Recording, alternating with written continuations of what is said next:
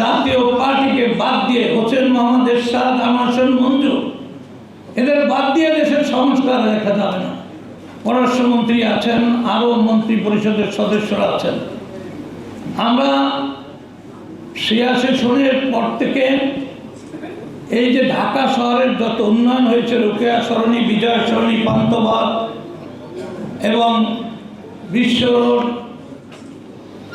এবং যতগুলো আপনার হাইওয়ে বিল্ডিং দেখেন, নগর ভবন সহ, তারপরে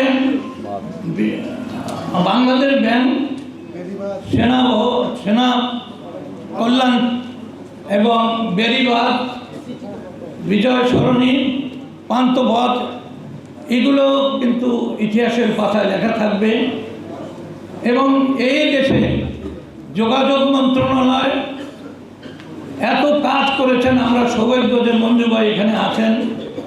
ইতিহাস লিখতে হলে জাতীয় পার্টিকে বাদ দিয়ে হোসেন মোহাম্মদ এরশাদ, আমার হোসেন মঞ্জু, এদের বাদ দিয়ে দেশের সংস্কার দেখা যাবে না।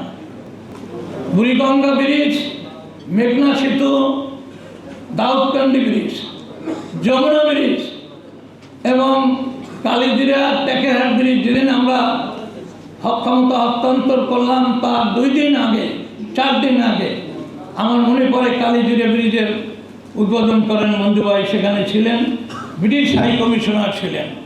টানা তৃতীয়বার অর্জন করেছে দেশের সেরা সুপার ব্র্যান্ড স্বীকৃতি বসুন্ধরা টিস্যু। তো সেখানে আমরা মানুষের কাছে দোয়া চেয়েছিলাম। দেশের একটি অরাজকতা, সেদিন হরতাল ছিল।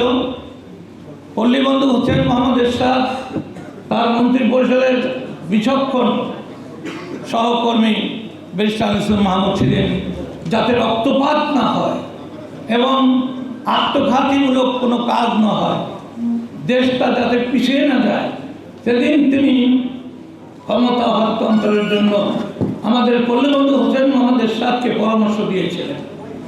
তো সেদিন তিনি ক্ষমতা ছেড়েছিলেন, কিন্তু ক্ষমতা ছাড়ার পরও কোনো বিপর্যয় ঘটেনি। কিন্তু আমি বলবো যে ইদানিং বা এই যে গত পরিবর্তন, সেটা মানুষের আশা ছিল মানুষ সুখে থাকবে, শান্তিতে থাকবে, নিরাপদে থাকবে এবং দেশের যে উন্নয়নের ধারাবাহিকতা সেটা স্বাভাবিক থাকবে। কিন্তু একটি ট্রেন, মেট্রো রেল, সেটাকে ধ্বংস করে দেওয়া হলো। পদ্মা ব্রিজের অনেকগুলো অবস্থানের উপরে আক্রমণ হলো, এটা তো কানুন ছিল না। সরকারে যেই থাকুক, ভালো কাজ করলে তাকে সাধুবাদ জানাতে হবে, এটাই আমাদের শেখা উচিত, এটাই আমাদের ধারণ করা উচিত। আমি বলবো যে আসুন আমরা সকলে মিলে অতীতের সকল ভুল ত্রুটি থেকে শিক্ষা গ্রহণ করে শান্তিপূর্ণভাবে সহাবস্থান করে গণতান্ত্রিক চর্চায় একটি সুষ্ঠু সকল দলের অংশগ্রহণে একটি নির্বাচন হবে।